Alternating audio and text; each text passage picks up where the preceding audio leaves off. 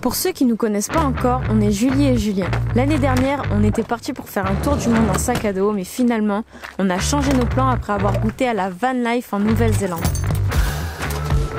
On n'a pas pu résister à l'envie d'aménager notre propre van et aujourd'hui, après 4 mois de travaux intenses, c'est avec Roland que cette nouvelle aventure commence. Et c'est parti!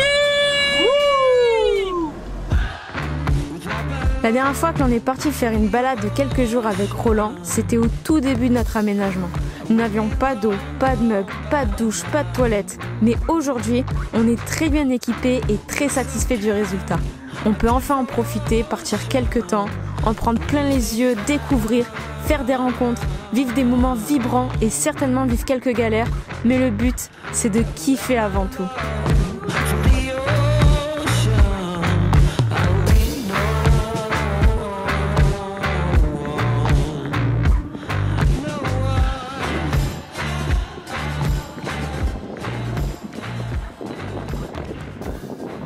Bienvenue dans un nouvel épisode. Alors on est hyper content de partir avec notre bon vieux Roland enfin. Donc on a pris la route hier en fin d'après-midi et on est arrivé sur ce spot très peu fréquenté avec peu de trafic. Non, je rigole. Comme tu as pu le voir, on est sur une aire d'autoroute parce que oui, la vie en van, ça n'est pas toujours des spots de rêve. Donc là, nous sommes à 40 minutes de Montpellier et on se dirige vers les Pyrénées et on a très hâte d'y être. Mais alors très hâte.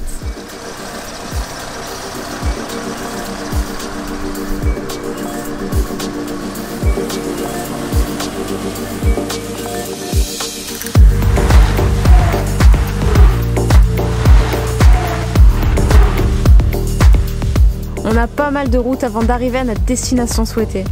Le paysage change petit à petit et après plusieurs kilomètres de décors vastes et plats, les montagnes pointent enfin le bout de leur nez.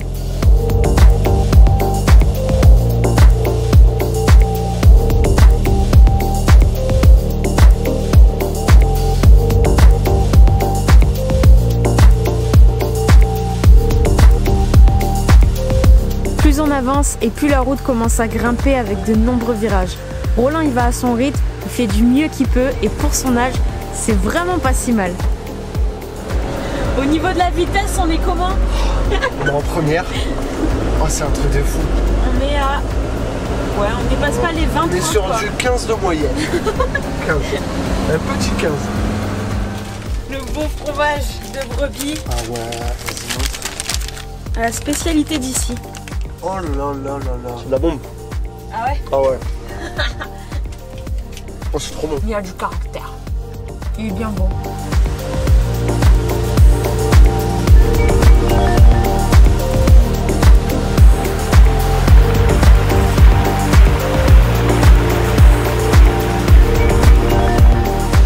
Ça y est, on est enfin arrivé en plein cœur des Pyrénées. Franchement, les paysages, ils sont mais vraiment sublimes. En plus, avec ces couleurs d'automne, ça rajoute vraiment quelque chose de différent. C'est magnifique, il n'y a pas d'autre mot. Dans cette vidéo, on va en profiter pour te présenter notre système pour avoir internet partout et tout le temps. Parce que, bah oui, on est une génération qui est souvent connectée. Donc il y a des personnes qui ont besoin de leur télévision, et ben nous on a besoin d'internet. Mais avant de t'expliquer tout ça dans les détails, je veux quand même te montrer l'endroit où on se situe parce qu'on est actuellement au cirque de Gavarnie. Ça vaut vraiment le détour et il faut que tu voies ça en image.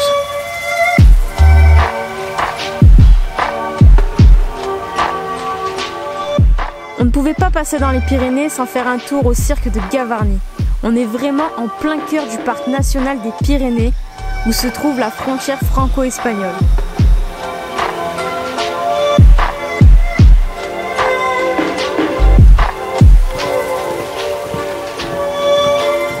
Et si tu veux te rapprocher de la cascade, qui est l'une des plus hautes d'Europe, tu peux y accéder en faisant une petite randonnée. Mais je dois t'avouer que c'est beaucoup plus joli en étant éloigné et avoir la vue sur tout le panorama.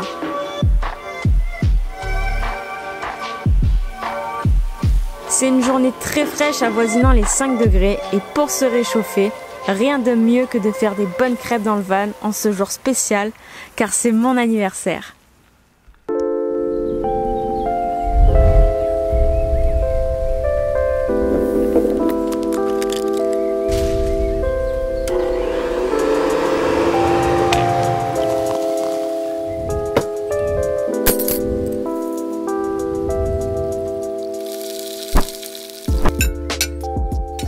Je souffle mes bougies et on continue la route, cette fois-ci dans un autre pays. Nous voilà dans les Bardenas en Espagne, en plein milieu d'un désert, et je pense que c'est l'endroit parfait pour te parler du sujet de cette vidéo. Comment avoir internet en van, même dans les endroits les plus reculés. Sexe, drogue, alcool, argent. Tout fait bouger. Pour commencer, en Nouvelle-Zélande, on utilisait le partage de connexion de notre téléphone. Et en fait, le premier problème, c'est qu'au bout d'une heure, le téléphone, il était bouillant. Le deuxième problème, c'est qu'une fois que le van est entièrement fermé, la connexion, elle a vraiment du mal à passer. Du coup, on était obligé d'ouvrir la fenêtre de la cuisine et de mettre le téléphone un peu en dehors pour pouvoir capter un peu ce qu'on pouvait. Et le troisième problème, c'est que des fois on était dans des spots de rêve et qu'on avait zéro connexion. Donc on a fait pas mal de recherches et on a vu beaucoup de personnes sur YouTube qui utilisent le même système qu'on a actuellement. Non mais on attend, tu bois, vas-y, on a tout notre temps. Bah vas-y, bois un coup. Pas ta pomme, dégueu. C'est dégueulasse en plus. Je sais pas si t'as fait attention quand on fait des prises de vue aériennes, mais en fait, en haut de notre galerie, on a un petit globe qui est en fait une antenne pour réceptionner le réseau 3G et 4G et qui est raccordé à un routeur 4G à l'intérieur du van. C'est simple, c'est le même système que ta box internet à la maison. Donc pour commencer, tu te connectes en Wi-Fi sur le routeur et ça va te créer un réseau Wi-Fi dans ton van. Donc à la maison, ta box internet est directement raccordée à un réseau ADSL ou fibre. Et ben nous, ce qui remplace ça, c'est l'emplacement de 2 cartes SIM et une antenne pour amplifier le signal. Donc on a fait un test dans le désert et dans le routeur on a une carte SIM free et dans mon téléphone j'ai aussi une carte SIM free. Au moins on sait que pour le test c'est le même opérateur. On a trouvé un endroit où on captait très mal, voire même pas du tout.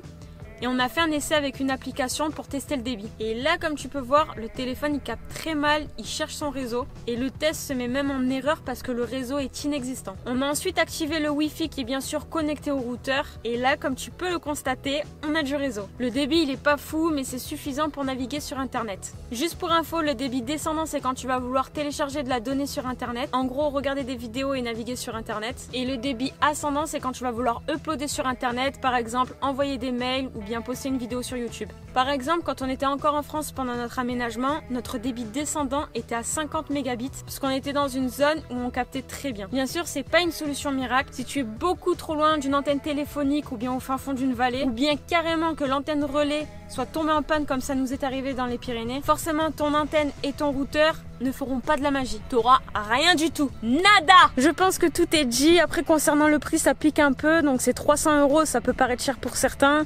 Mais pour nous, on a voulu se faire un petit plaisir en fait. Je tenais à dire aussi que ce routeur, on l'a payé notre poche. Il nous a pas été offert, qu'on n'est pas non plus payé par l'entreprise et que le lien qu'on t'a mis en description, on touche pas de commission non plus. On te partage vraiment ça par expérience. On trouve que c'est vraiment cool. Donc sinon, bah, on est au Bardenas. Il fait bon, il fait chaud. Let's go!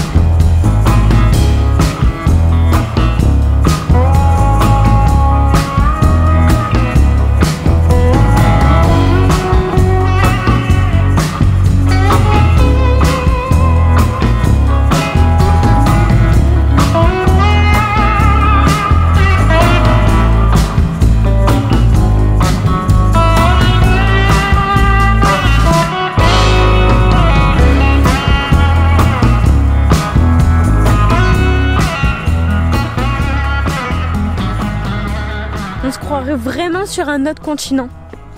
Ici, à part un peu d'agriculture et d'élevage, c'est le silence total. Sauf toi. Sauf moi qui parle tout le temps. C'est vrai. Oh, putain. Quoi? Une voiture qui arrive. Non! Je te jure. Regarde là-bas. Ça fait 4 jours on a croisé personne. C'est vrai. 4 jours.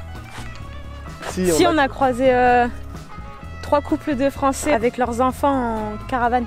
Ouais, en camping-car. Camping-car. En roulade. On a fait un barbecue avec eux, on a grillé des chamallows. C'était bien cool. C'était quand même bien cool. Ouais, c'est clair. Et depuis, bah, plus personne, c'est le néant. En plus, on a appris que la France remettait le confinement. Du coup, bah, on réfléchit un peu, on sait pas trop ce qu'on va faire. On va voir. Ouais. On va voir On quelle sait pas si décision on va prend. continuer ou pas, on verra. Ça dépend des autres pays en fait. S'ils décident de se reconfiner, de fermer des frontières, tout ça.